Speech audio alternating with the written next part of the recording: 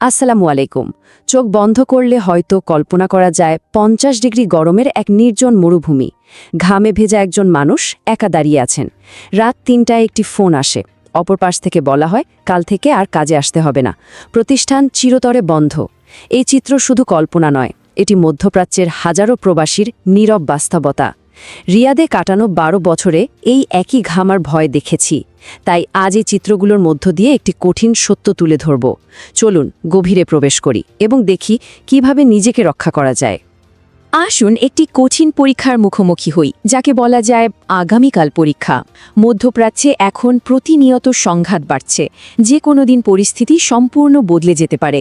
হাতে থাকা কাজের অনুমতিপত্র এক রাতেই মূল্যহীন হতে পারে। তখন হয়তো মাত্র ৩০ দিনের মধ্যে দেশ ছাড়তে হবে। প্রশ্নটি গভীরভাবে ভাবানোর মতো। এই ৩০ দিন কিভাবে পার হবে তার উত্তর কি জানা আছে? যদি না থাকে তবে বিপদের মেঘ খুব কাছেই। পর্দায় থাকা এই বাক্যটি গভীরভাবে লক্ষ্য করার মতো। নাম নেই, আছে কেবল একটি কাগজ, আর এটি কখনোই যথেষ্ট নয়। কথাটি শোনার পর একটু থামা প্রয়োজন। এটি একটি ভয়ঙ্কর ফাঁদ। প্রবাসীর আসল পরিচয় যেন মালিকের সিন্দুকে আটকে থাকে। মনে হয় একখণ্ড পাতলা বরফের ওপর দাঁড়ানো অবস্থা, যেখানে পায়ের নিচে কোনো মাটি নেই। বিপদের দিনে আর্থিক সুরক্ষার কোনো ব্যবস্থা থাকে না। একটু রোদ উঠলেই এই বরফ গলে যায় আর তলিয়ে যেতে হয় অতল গহ্বরে। এটি একটি পরিচিত কিন্তু ভীতিজনক চিত্র। অন্ধকার একটি ছোট্ট ঘর। ঘরের এক কোণে একটি মুঠোফোনের পর্দা জ্বলজ্বল করছে, আর সেই পর্দায় দেখা যাচ্ছে মাসের শেষে হিসাবের ঘরের শূন্য। খালি হাতে দেশে ফেরার ভয় প্রতিটি প্রবাসীর বুকে পাথর হয়ে চেপে বসে। মাসের ৩০ দিন হাড় ভাঙা খাটুনি খাটার পর এই শূন্য সংখ্যাটি মানুষের অস্তিত্বকে প্রশ্নবিদ্ধ করে। সুতরাং সবচেয়ে গুরুত্বপূর্ণ বিষয়টি হল এই শূন্যের লজ্জাকে ভয় পেতে শেখা।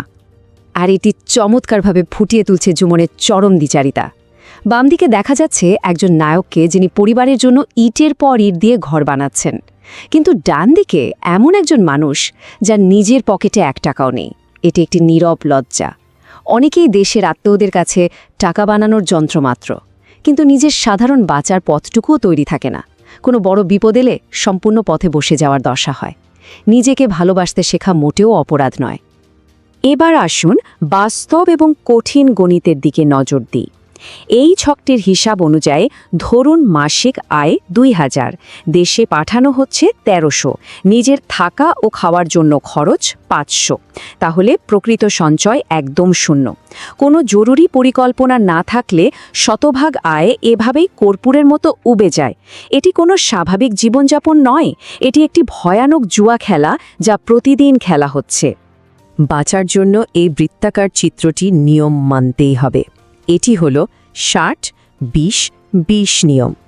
আয়ের ৬০% দেশে পাঠাতে হবে, ২০% জরুরি বিপদের জন্য রাখতে হবে, আর বাকি ২০% ভবিষ্যতের জন্য জমাতে হবে। প্রথম ৬ মাস এই নিয়ম মানা প্রচণ্ড কষ্টের হবে। পরিবারের অনেক আবদার হয়তো মেটানো সম্ভব হবে না, কিন্তু টিকে থাকার জন্য এটাই একমাত্র নির্ভরযোগ্য গণিত। আবেগ দিয়ে কখনো বিপদ ঠেকানো যায় না।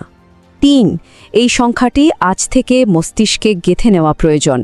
যদি হঠাৎ কাজ চলে যায়, তবে নতুন কাজের সন্ধান করতে সময় লাগবে। সেই সময়ে বেঁচে থাকার জন্য হাতে ঠিক ৩ মাসের খরচের টাকা থাকতে হবে। এটি কোনো বিলাসিতা নয়, এটি বাঁচার জন্য একদম ন্যূনতম প্রয়োজন। এই ৩ মাসের টাকা ছাড়া এক পাও সামনে এগোনো সম্ভব নয়। এটি একেবারে অক্সিজেনের মতো কাজ করবে। সঞ্চয়ের ৩টি গোপন থলে। এটি হলো আর্থিক স্বাধীনতার ভিত্তি। প্রতিটি প্রবাসীকে আজ থেকেই তার জমানো টাকাকে সম্পূর্ণ আলাদা ৩টি থলেতে ভাগ করতে হবে। এই ৩টি থলে আসলে কি? প্রথমটি হলো জরুরি বাজার তহবিল, যা দিয়ে কাজ না থাকলেও কয়েক মাস বেঁচে থাকা যাবে। দ্বিতীয়টি হলো বিমানের টিকিট এবং কিছু নগদ টাকার থলে। আর তৃতীয়টি হলো পরিবারের সবার চোখের আড়ালে থাকা একটি গোপন সঞ্চয়। সংঘাত বা যুদ্ধের সময় এই ৩টি থলেই মানুষকে পথের ভিখারি হওয়ার হাত থেকে রক্ষা করতে ঢাল হয়ে দাঁড়াবে। একটি কঠিন সত্য বলি, যখন যুদ্ধ লাগে বা সংকট আসে, তখন বিমানের টিকিটের দাম ৪ গুণ বেড়ে যায়। তখন কেউ সহজে ধার দেবে না। তাই এই দ্বিতীয় থলেতে অন্তত ৪০ থেকে ৫০ হাজার টাকা সবসময় প্রস্তুত রাখতে হবে। এটি দিয়ে টিকিটের ব্যবস্থা হবে। আর দেশে নেমে প্রথম ১৫ দিন যেন কারো কাছে হাত পাততে না হয়, তা নিশ্চিত করতে হবে। নিজের সম্মান নিজেকেই রক্ষা করতে হবে। গোপন হিসাব হলো এমন এক তহবিল যা কেবল নিজের নিয়ন্ত্রণে থাকে। দুবাইয়ের এক প্রবাসীর বাস্তব ঘটনা বলি। 12 বছর কাজ করার পর তার কাজ হঠাৎ চলে যায়। তখন তার কাছে লুকানো 2 লাখ টাকা ছিল। সেই টাকা দিয়েই সে বিপদের 6টি মাস পার করেছে। যখন চারপাশের সবাই ভয়ে কান্নাকাটি করে, তখন এই গোপন টাকাই হলো আত্মরক্ষার চূড়ান্ত হাতিয়ার। পরিবারের ভালোর জন্য কিছু জিনিস গোপন রাখতে হয়। যুদ্ধ বা হঠাৎ কাজ হারানোর প্রথম 72 ঘণ্টার একটি নিখুঁত নিয়ম রয়েছে। প্রথম ঘণ্টায় নিজের দেশের দূতাবাসে ফোন করা উচিত। 24 ঘণ্টার মধ্যে পারাপাত্র এবং অন্তত 500 নগদ টাকা হাতে রাখা প্রয়োজন। আর 72 ঘণ্টার মধ্যে একা না থেকে অন্য সহকর্মীদের সাথে দলবদ্ধ হতে হবে। বিপদের সময় মাথা ঠান্ডা রাখা এবং একটি শারীরিক পরিকল্পনা থাকা অত্যন্ত জরুরি। ভয়ে গুটিয়ে থাকলে বিপদ আরও বাড়ে। একটি সাধারণ পদক্ষেপ: নিয়ন্ত্রণ নিজের হাতে। এখন সময় এসেছে নিজের ভাগ্যের নিয়ন্ত্রণ নিজের হাতে তুলে নেওয়ার। এই 3টি ধাপ অত্যন্ত জরুরি। প্রথমে খাতা কলম নিয়ে প্রকৃত হিসাব বের করতে হবে। এরপর আজ রাতে নিজের নামে একটি গোপন বিকাশ হিসাব খুলতে হবে। সবশেষে আয়ের 10% স্বয়ংক্রিয়ভাবে সেখানে জমা হওয়ার ব্যবস্থা করা প্রয়োজন। টাকা হাতে থাকলে দেশে পাঠানোর লোভ সামলানো কঠিন। তাই এই স্বয়ংক্রিয় ব্যবস্থাটি সেই ভয়ানক লোভ থেকে রক্ষা করবে। মানুষ নিজের আবেগের কাছেই সবচেয়ে বেশি হারে হারে। নিজের কষ্টার্জিত টাকা শুধু ফেলে রাখা বুদ্ধিমানের কাজ নয়। দেশের মাটিতে এফডিআর এবং ডিপিএসের মতো হাতিয়ারগুলো ব্যবহার করতে হবে। এগুলো টাকাকে আইনিভাবে সুরক্ষিত রাখবে। গ্রামের বাড়িতে অপ্রয়োজনীয় বিলাসিতা বা দেখানোর প্রতিযোগিতায় ঘামের টাকা যেন নষ্ট না হয়, সেদিকে কড়া নজর রাখা প্রয়োজন। টাকার সুরক্ষা নিজেকেই নিশ্চিত করতে হবে। অন্য কেউ এসে ভবিষ্যতের দায়িত্ব নেবে না।